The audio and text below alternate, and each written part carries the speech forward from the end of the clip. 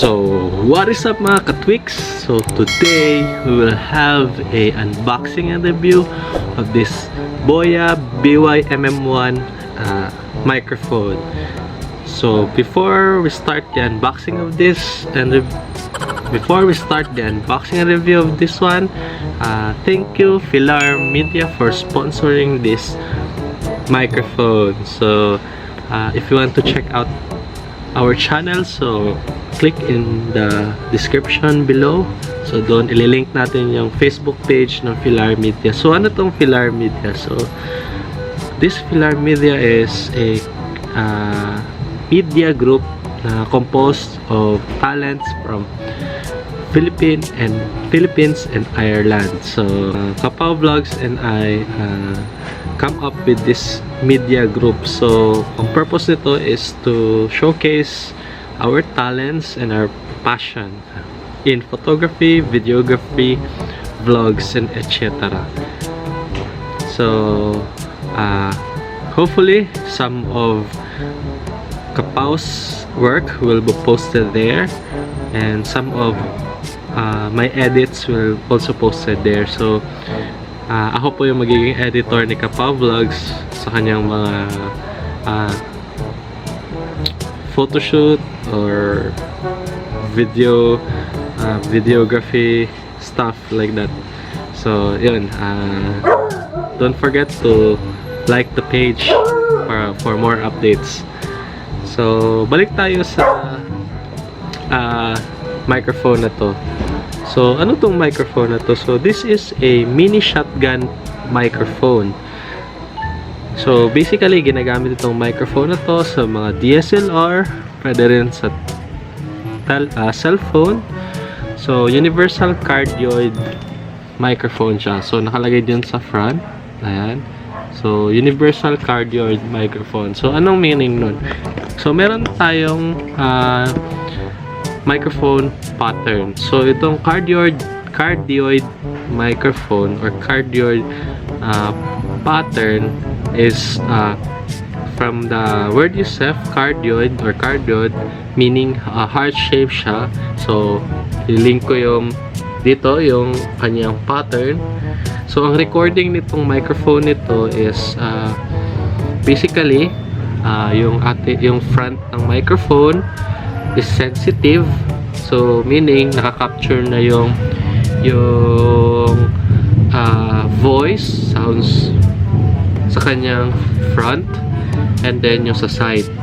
Yung sa likod naman, hindi niya na may noise cancellation siya, or hindi niya na-record yung kanyang noise sa likod. So for example, ito yung microphone, sabi na dito. So pag naharap siya ganun, so itong microphone, mapipick up niya, sensitive yung ano niya, yung recording niya sa front, and sa less yung sa sides, or nare-record siya sa sides pero hindi masyado, and then wala siyang nire-record sa likod. So ganito yung kanyang parang yung kanyang focus.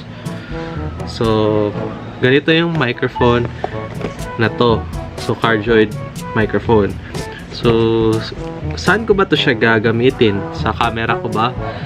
So ang gamit ko ngayon is a Canon EOS M10. So entry level to na mirrorless camera. So ang problema dito, wala tong audio jack or mic jack input. So meaning di natin to masasaksak sa camera na to na ginagamit ko currently.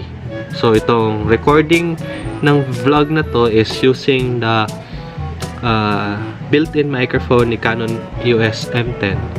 So magkakaroon tayo mamaya na sound test between the built-in microphone nitong Canon EOS M10 and this microphone, kung meron bang difference.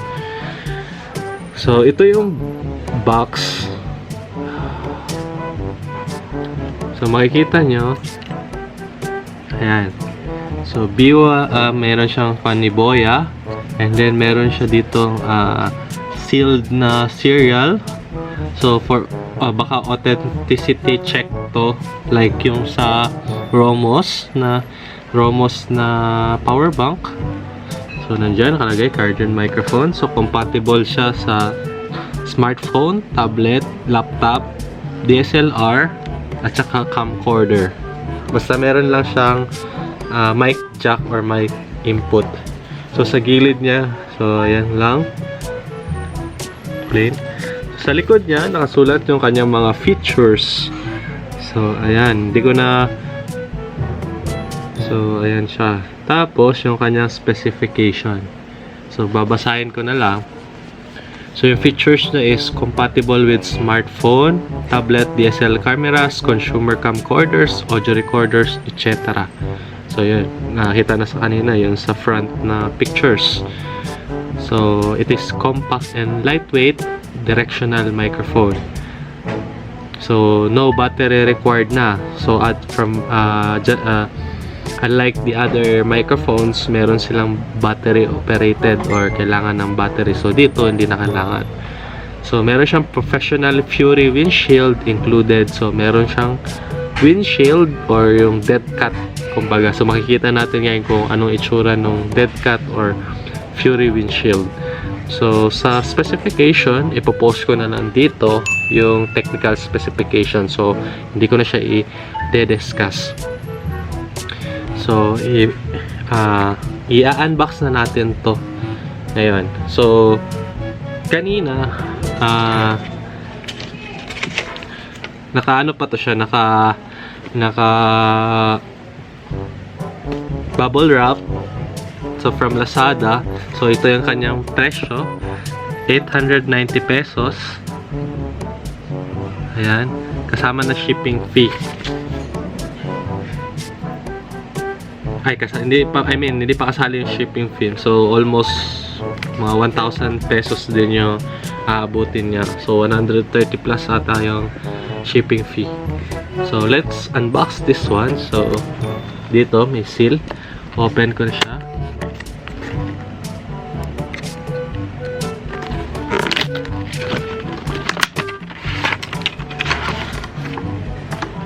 So, ito yung laman niya, guys. Palisin ko lang. Ayan, ayan. So, isa-isahin natin to. So, first thing is the user manual. So, nandito lahat ng information na kung paano siya gamitin, technical information, etc. So, user manual. Second one, yung kanyang warranty card. So, merong warranty card. Yan.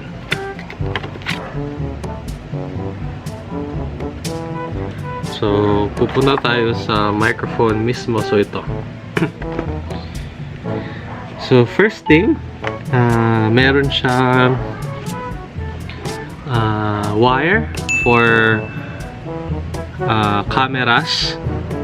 So, for DSLR cameras, ito. So, yan na wire. So, dalawa lang yung lines niya. So, it will not work on smartphones. So, for DSLR lang to talaga na wire. So, ano siya? Spiral. So, yun. Check natin. So, balik tayo, guys. Pasensya, nalobat yung camera. So, next one is another cable for smartphone. So, malalaman nyo yan, guys, kasi meron siyang label na smartphone. Tapos, tatlo yung kanyang lines. Yan. Yan yung indication. Yan. So, for smartphones. So, ito yung para sa DSLR. Nagpo-focus sa mukha ko. So, ito yung DSLR. Or SLR, ito yung para sa smartphones. So, dalawang cord. Next is the cold shoe mount. So, basically, ito ginagamit to siya pang mount sa DSLR natin sa top. So, in my case, I cannot mount it kasi walang cold shoe mount itong Canon EOS M10. So later, papakita ko sa inyo kung paano ko siya gagamitin. So, ayan. Ito yung closure mount. So, may adjustable siya. Dito ilalagay yung camera. Ganun. Tapos ito sa... dito ilalagay yung microphone. Tapos ito yung camera. So, later on, papakita kung paano. So, meron siyang leather pouch na may logo ni Boya. As you can see. So, lalagyan siya ng microphone kung di mo na siya ginagamit. So, good thing meron siyang pouch. So, lastly, ito na yung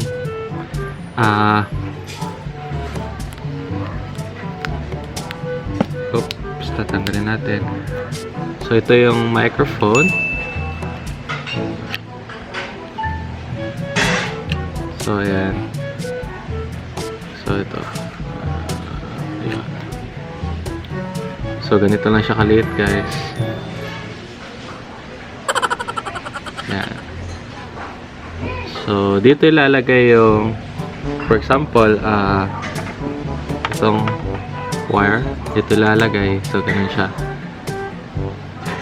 Tapos, ito na yung mic. Ito yung windshield or yung Philire windshield.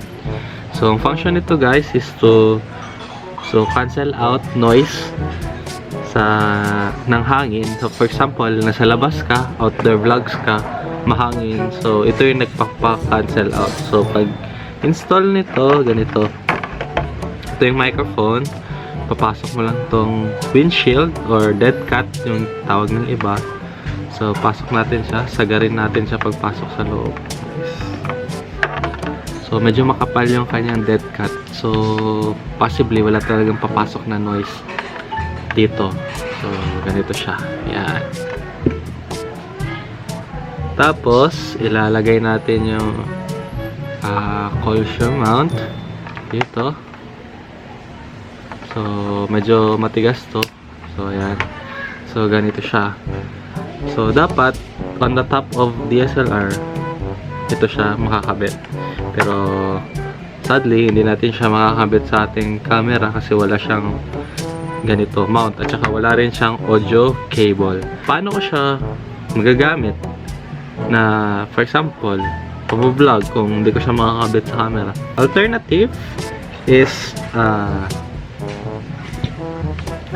record ako via cellphone. So, sasaksak ko to siya sa cellphone. Tapos, gagawin ko siyang parang stand microphone. So, ito yung maliit na tripod. So, imamount ko siya dito.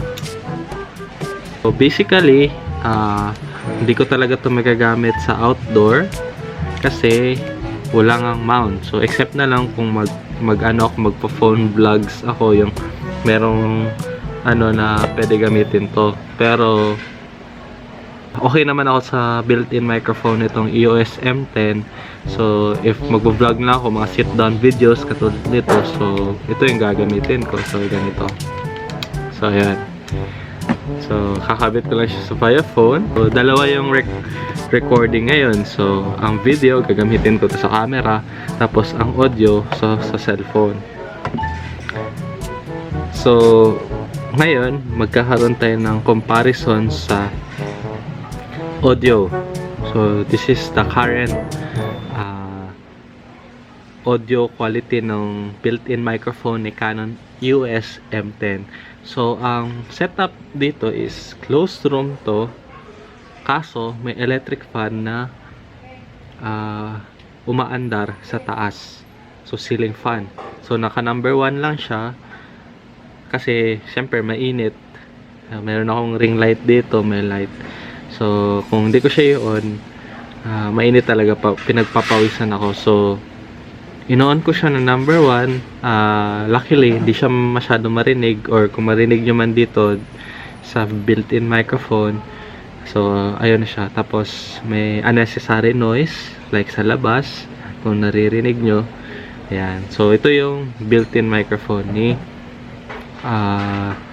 Canon EOS M10.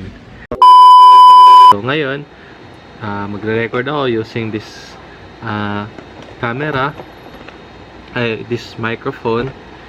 So ilalagay ko siya dito.